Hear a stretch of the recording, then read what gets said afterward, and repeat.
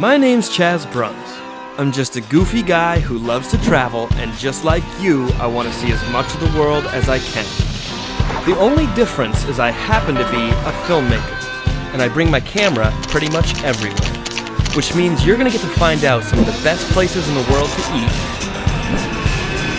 some of the best people in the world to meet, howdy, partner, and where to go to have a damn good time.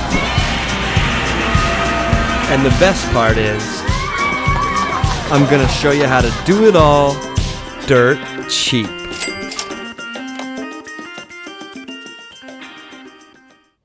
This episode is proudly brought to you by Cesny Contracting. If you live in Maine and you need carpentry, roofing, or anything else done, give my buddy Chris a call. And say Chaz sent you.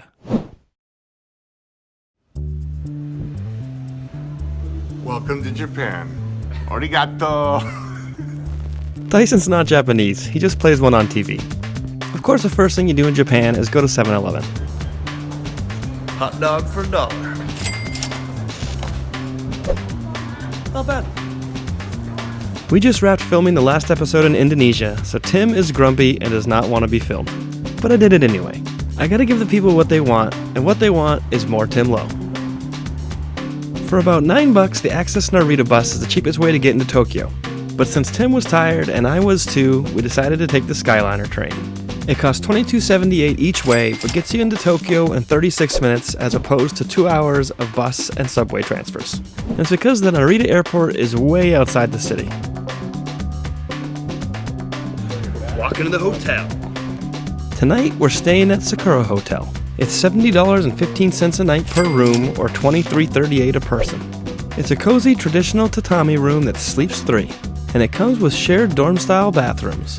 And my favorite part about the hotel is it's right in the middle of the Yanaka Ginza shopping district. And I'm gonna warn you right now, my pronunciation is gonna be off for almost everything in this episode. Please forgive the stupid American. For breakfast, we got taiyaki at the Manikia shop. They're pretty much pancakes with delicious filling. I was a fan. 180 yen. Creamy and good. It's a kitten cookie. Sweet hot pocket. So the Yanaka Ginza shopping district is known for just that, shopping. But I'm not in the mood for clothes. I want some more food. And it's everywhere. Japan's expensive, but there's tons of street food. They even had dessert that looked like sushi. Interesting, but I've got my mind set on meat. Specifically, the skewered kind. Meat on a stick for 100 yen. I decided to leave Tim and Tyson to their shopping, and I walked over to Wano Zoo. You can take the subway or bus, but I'm a cheap bastard, so I walked the 2 miles. The zoo costs $5.33. And there's a ton of awesome animals to see, so I'll just show you the highlights from a few of my favorite. I felt like this turtle and I had a moment. I don't know what it was, but I felt like we bonded.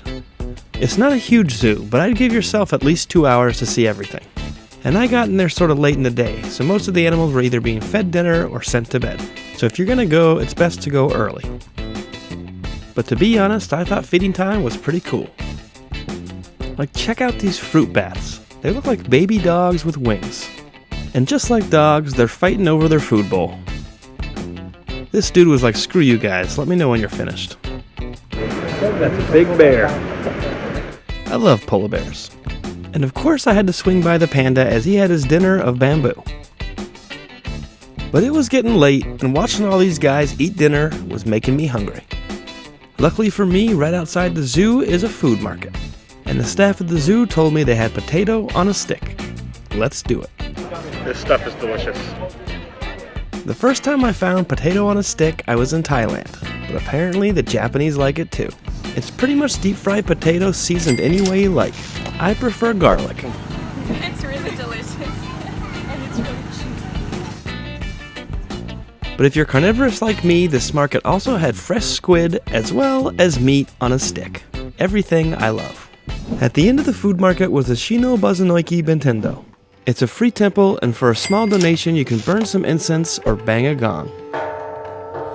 Just try not to break anything, because this is a house of worship after all. Speaking of spirituality, 2 minutes down the road was the Ueno Toshogu Shrine. It costs $4.45 to get in, but there's a lot more to see. The shrine was built in 1627 to honor the Japanese religion of Shinto, and despite major earthquakes and wars, the structure remains intact. Trimmed in gold leaf and decorative carvings, it's a beautiful representation of the Japanese Edo period. Directly next door to the shrine is a garden. If you want to go in, it costs an additional $4.45. Every once in a while, you gotta slow down and stop to smell the roses. I know these aren't roses, but you know what I mean. It's as big as my head. A gardener told me they're called peony flowers. I thought they were pretty cool. Next to the garden is a big pond, and I thought it as good a place as any to check out the sunset. It's a pretty awesome tree.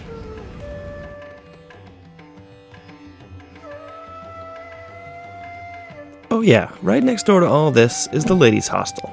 Obviously, I'm not staying here, but I thought I'd show it to you just in case you're a solo traveling chick. Looks safe and clean to me.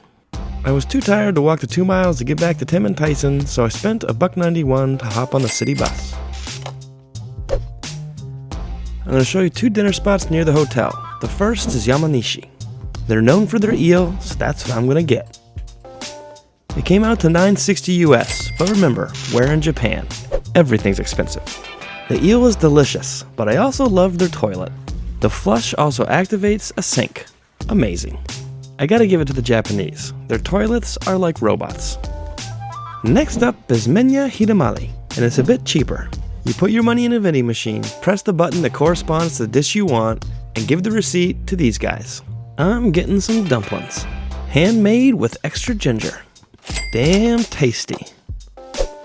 But of course I couldn't stop there. I got some traditional Japanese salt ramen for $6. After dinner, Tim and I stumbled upon a bar in a back alley. It was only a block from our hotel, and they had $6 Jameson. And the cool part about most Japanese dive bars is they're tiny. Like 5 feet across tiny. Real estate's expensive in Tokyo, so you gotta make do with the space you got. The owner threw in a free salad with our Jameson. He was a great guy. From there we jumped on the subway to go meet our friends at Metal Bar. Meet Mari and Saki. They're both from Tokyo and they're both a lot of fun. And once we got in the bar, we found even more new friends. I like this spot.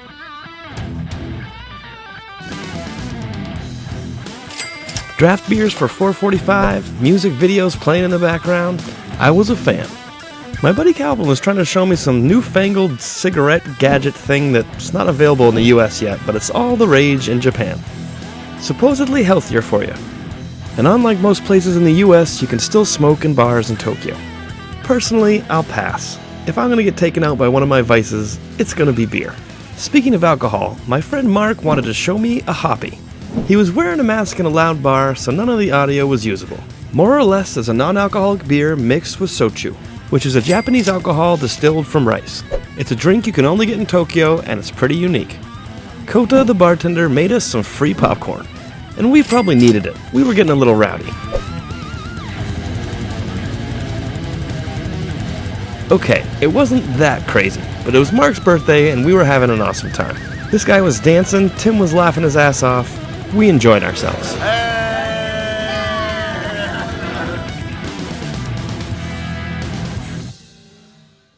But of course, we couldn't stop there. It was time for karaoke. Mark said he'd take us to the cheapest spot in town. Hey, it's my birthday, so we're doing karaoke. $9 a person. And of course, we had to put on some costumes. Karaoke time! Believe it or not, we actually stumbled into a karaoke bar owned by the same chain where they shot Lost in Translation. Thanks for the inspiration, Sofia Coppola. In the moment, you always think you're a professional. I think we did okay, but I'll let you guys be the judge. The local guys go first. Pretty good.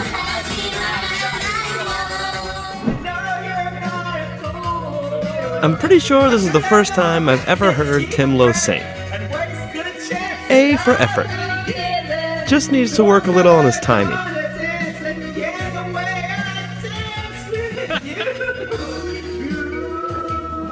But I definitely wasn't any better.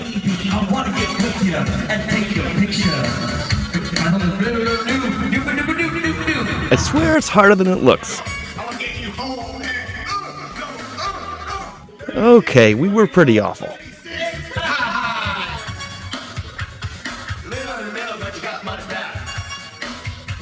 But fun nonetheless.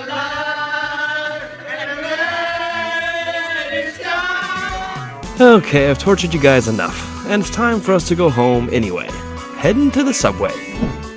Tim was ready for bed, but I was still wide awake. Definitely don't try this. They will kick you off the train. And yes, all these people are on their way to work. We stayed up till 5 a.m.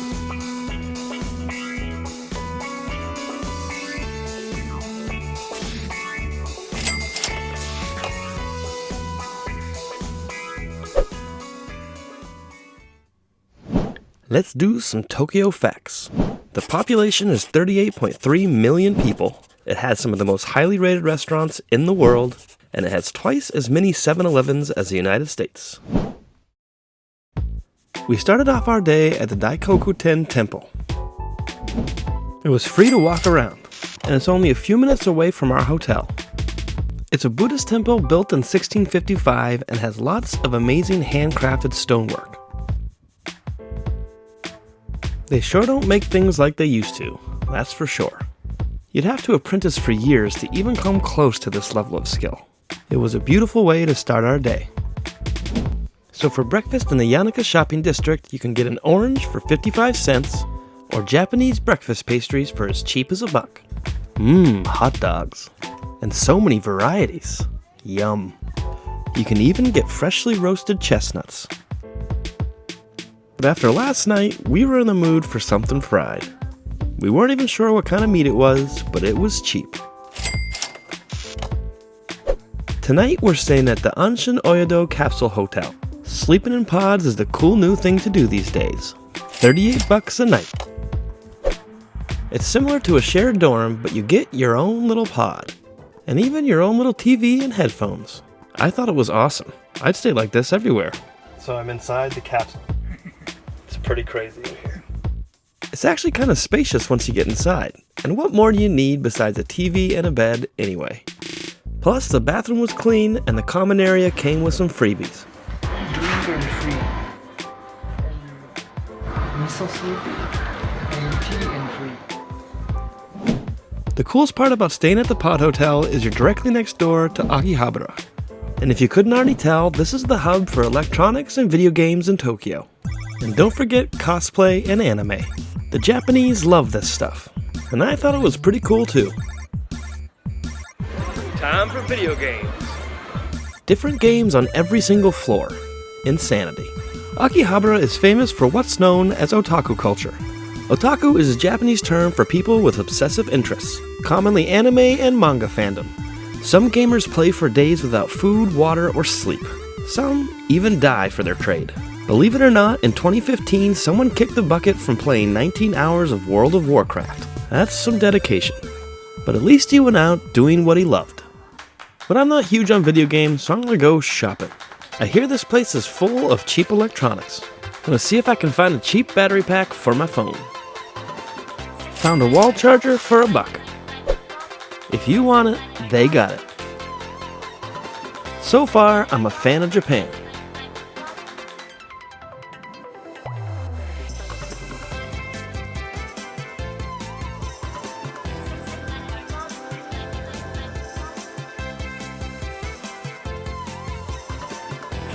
Yeah, it's awesome to walk around. Yeah, we love the video games. Seriously, if you're into video games, anime, comic books, this place was built for you. You can get the classics for as cheap as 45 cents US. And I found that battery charger I needed for $5. I decided to meet up with Tim and Tyson to play some video games. Of course, Tyson went straight for the DJ game. Tim attempted to play some piano, but he couldn't read Japanese, so he didn't get very far. I was going to do this virtual reality first-person shooter, but the line was way too long, and I was getting hungry. It was time for some pork and rice. Cost me $2.27 US. I love the touchscreen, super efficient. Welcome to Japan. I swear next season I'll have more vegetarian options, but when I'm in Tokyo, I'm gonna eat pork. Delicious, fatty little piggy. After lunch, I hopped on the subway to swing by the Imperial Palace. But if you're gonna go, make sure to double check their website for their hours. Otherwise, you might show up to a closed palace. So I rushed over here to show you guys the Imperial Palace without checking to see if it would be open. So it's closed, but here's what it looks like on the outside. In my defense, yesterday was a national holiday, so I just assumed it was closed yesterday. But apparently in Tokyo, they closed the Imperial Palace as well as other government buildings the day after a national holiday. Who knew? At least I got to see the moat and these massive stone walls. I considered trying to get a little closer, but I was deterred by this electric fence and the guards. Sorry guys, not willing to spend the night in a Japanese prison. Instead, we're gonna go walk around Kitanomaru Park for free. The park is across the street from the Imperial Palace. If you're traveling with a significant other, it's a great place to chill and have a romantic picnic. Kitanomaru Park was originally the location of the northmost section of Edo Castle. It was eventually opened to the public as a woodland park in 1969. And if you're into trees and gardening, they've got almost everything labeled. Here's just a few of them.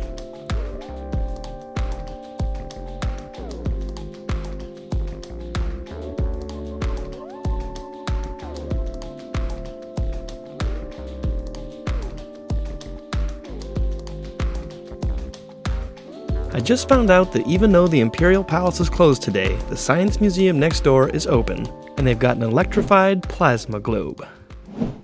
$6.60 US to get in. It's totally worth it even if you just play with this. And most definitely do not put your face on it. It's meant for hands only, kids.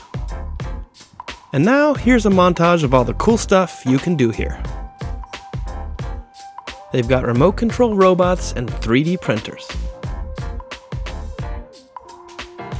And rooms with never-ending mirrors. I was losing my mind. And of course, video games for the kids.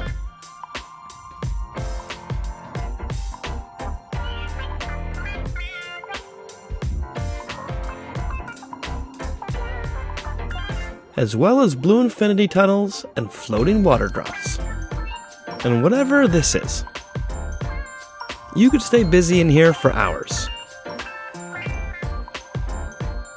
The copper cable looked expensive, but nothing compared to pure gold.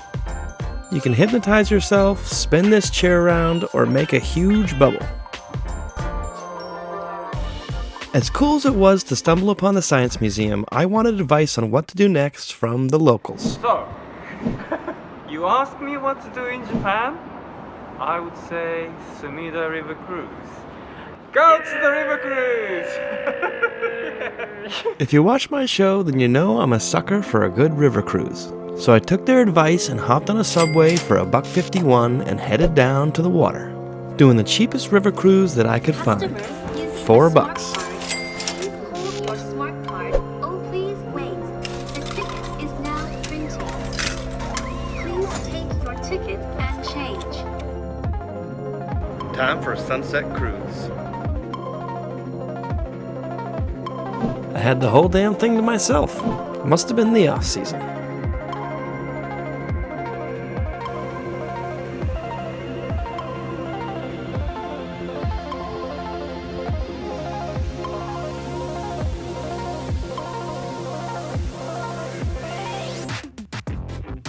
I'm smiling because one of my favorite things to do on a boat is go under a bridge. And this is a pretty badass bridge. It's huge. For some reason, I always get this irrational fear that it's gonna fall on me. But if there's any engineers in the world I trust, it's the Japanese. Look at that thing. I can't believe this cruise is $4. Insane. They're dropping us off at the Odaiba Seaside Park. But I see a Ferris wheel off in the distance. I'm headed over there.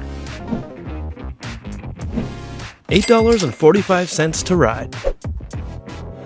Going in. Tim and Tyson were on the other side of Tokyo shopping, so I had the whole thing to myself. A little sad, but also a little peaceful. So I'm here with my imaginary girlfriend. Isn't she beautiful? Pretty cool way to see the city. Although it's not that cheap of a ticket to go on the Ferris wheel, down below is the Toyota showroom. There's cars everywhere! The The future is now. I'm not even a car guy, but this thing looks cool. If they make one that can fly, I'll buy it. But if you can't wait for a flying car, they've got the camping surf truck for you. And of course, a race car.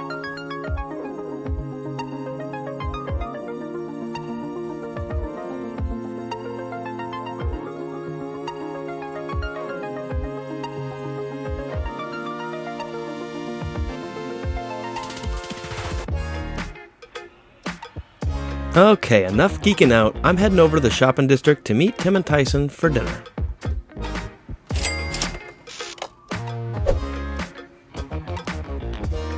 We're eating at Ichiran in Harajuku. Getting some rub.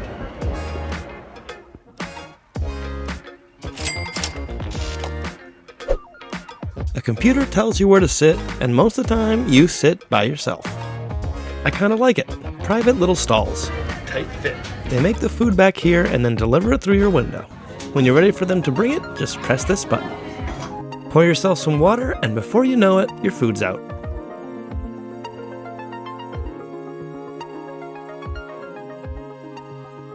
Good. No high five. We made friends with some locals working construction, and they told us if we were in this neighborhood, we needed to check out the Crocodile Bar. Apparently, it's just down the street. Personally, I prefer dive bars over anything else. Staying true to its name, it had lots of crocodiles. Seemed like a great local hangout spot. We chilled and got some sake for $5. Tyson said his friends had told him about a place called DJ Bar Bridge, so we were headed there next. Go to the 10th floor. DJ Bar Bridge. It cost us $9 to get in, but don't worry, it comes with a free drink. So of course Tim and I went for whiskey. He claims he's part Irish, and I believe him. This is the view from the bar, but it's a little nicer if you step outside. But we came for the DJ. I've made a fool of myself in nearly every episode trying to dance, so this time I just bowed my head. Not a bad way to end day 2.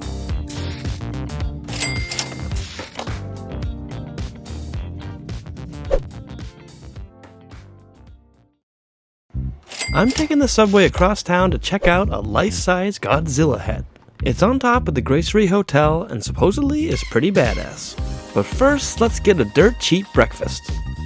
They've got crazy mashups of flavors I've never heard of before. I'm gonna try them all. It's like breakfast pastry meets meat.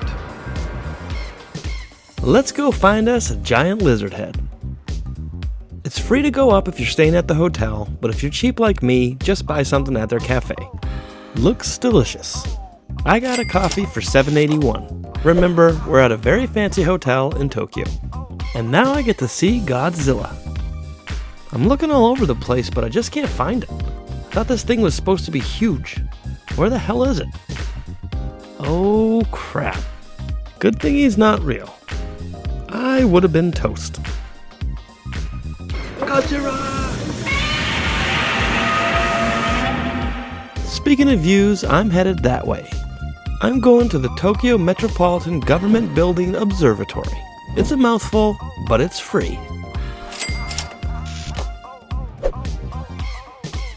After a quick elevator ride, you can buy souvenirs and food, but I'm here for the free view. Very fancy. Just make sure to check the weather, because if you come on an overcast day like I did, you might miss some stuff. Okay, enough concrete, let's go check out a free temple.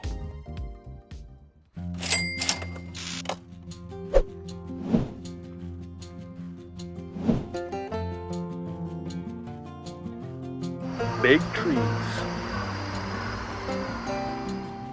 The construction of the temple grounds began in 1915. Sadly, the original buildings were destroyed in the air raids of World War II, but they rebuilt and opened again to the public in 1958.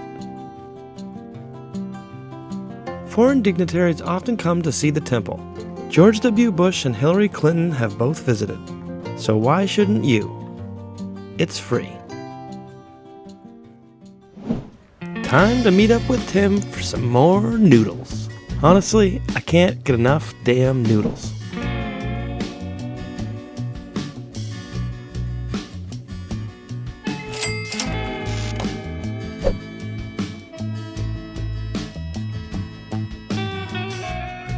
It's as big as my damn head.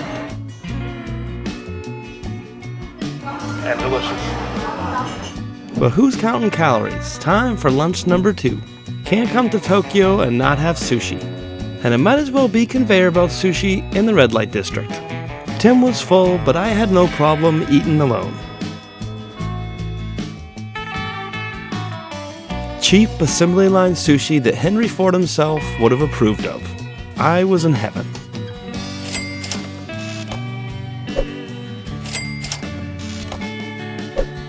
I know food snobs like to say there's a right and a wrong way to eat sushi. I say eat it however the hell you want. It's still gonna taste just as good. You can order as much or as little as you want. Sushi is one of my favorite foods, so I kinda pigged out.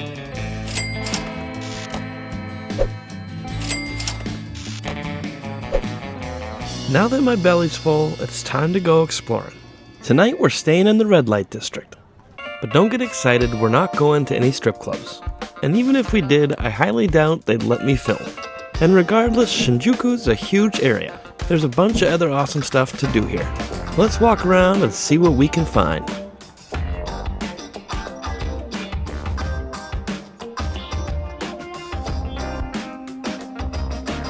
There's a place on Google Maps called Piss Alley, and some also know it as Yakitori Alley. Apparently, it's right back here. Meat on a stick? I like it already. The vibe here is awesome. It's a place that's sometimes called Yomoi Yokochu, or Memory Lane, but I prefer its other name, Subin Yokochu, which translates to Piss Alley. It's a series of tiny alleys filled with tiny bars and tiny restaurants, two of my favorite things. Piss Alley is known for serving up some weird-ass food. You can get anything from frog sashimi to pig testicles, soft-shelled turtle, still-beating frog's heart, grilled salamander, or even snake liquor. Good thing I'm full. Cool little place to walk around, grab a beer. Or some wine with my new friends, Lee and Claire. I got a glass of chilled Japanese wine for $5.67. The food is awesome. And great wine. Cheers. Cheers. Konnichiwa. The ginger is having some of my drink. I totally stole his drink. Delicious. My bad. Awesome. Alright, before any more shenanigans, I need to go check into our last hotel. You gotta love the name. It's literally called Best Hotel. It was $81 or $27 a piece. It's a great price for the area and 5 minutes walk to everything. Speaking of walking, let's head over to Golden Guy. Similar to Piss Alley, Golden Guy is made up of 6 tiny alleys. There's over 200 tiny shanty-style bars, clubs, and eateries. It was originally known for prostitution, but since then it's developed into a drinking area, and some of the bars go back as far as 1960. In the 1980s, a bunch of buildings were allegedly set on fire by the Japanese crime syndicate, the Yakuza. It would allow developers to buy up the land for pennies on the dollar. And the only reason Golden Guy didn't burn to the ground was that local supporters took turns guarding it at night. I'm glad it's still here. The only issue you're gonna run into is finding a seat. The bars are so tiny that most only sit 3 or 4 at a time. This is a Monday night. But I can't give up that easily. Maybe this place has some room. Nope. Moving on. I swear it's harder than it looks. Apparently, the Japanese like to drink just as much as I do. But wait, I might have found my bar. It's called Carrot Bar. Can I get a Jameson? Yeah. My kind of place. It's only about 5 feet across, but it has everything you need.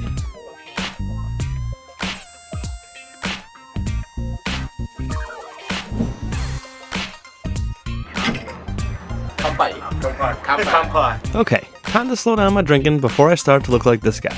Gotta meet up with Tim and Tyson for dinner. Everywhere smells like miso soup. So we're at Sasagin. It's a famous izakaya restaurant which features different types of awesome sake. They actually have 1 Michelin star, but it's really affordable. Plates start at $7, and I'm really excited to try this place out. Trying to do some research for my new brewery in Bangor, Maine, which has ramen and izakaya style food, Japanese pub food. So let's go see what we got here. Very happy. If you're a fan of Chaz's show, normally he eats really cheap food like hot dogs, but this is the cheapest way to experience a Michelin star. Mmm, sea urchin. How's it taste? Delicious. Like the ocean? If deliciousness means the ocean. Sushi too, but it's different. You know, you have to cater to the people's taste. 48 hours to make the broth with the bones and the charred vegetables. Obviously, if you order a lot of food, it can add up quick. But if you're looking to experience a Michelin star, you can get a chicken skewer for as cheap as $2.42. It's the most affordable way I've ever heard of to try out a Michelin star restaurant. Delicious. Rolling.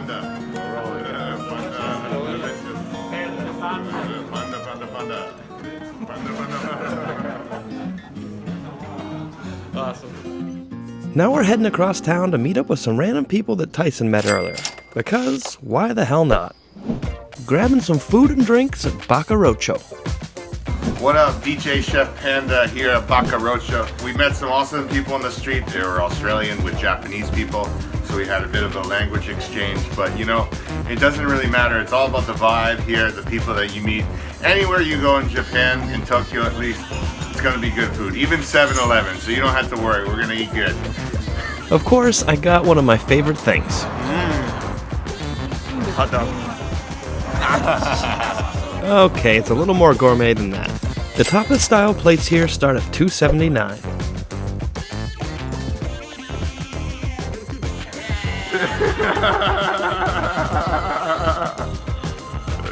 Hi. It was delicious. Potato. Creamy and good. Everyone seems drunk and happy, no? Yeah. Everyone's drunk and happy. Nothing like being drunk, happy, with a belly full of food. And remember, you can do this too.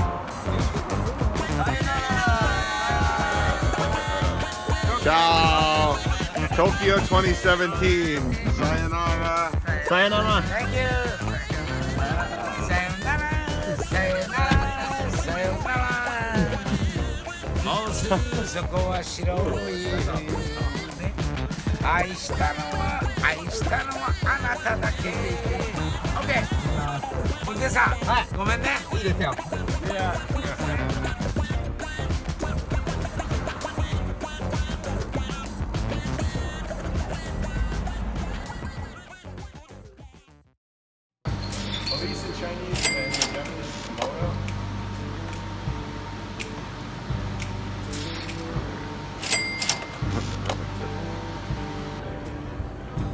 Desert rose, the color of the sunset desert sky.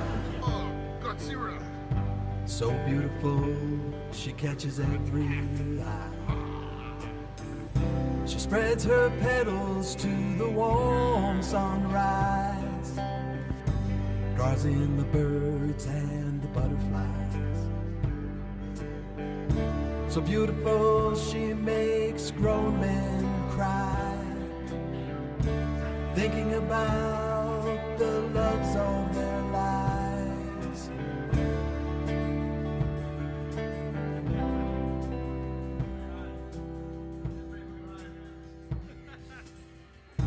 Desert rose, soft and sweet. If you find her, soon your true love you'll meet.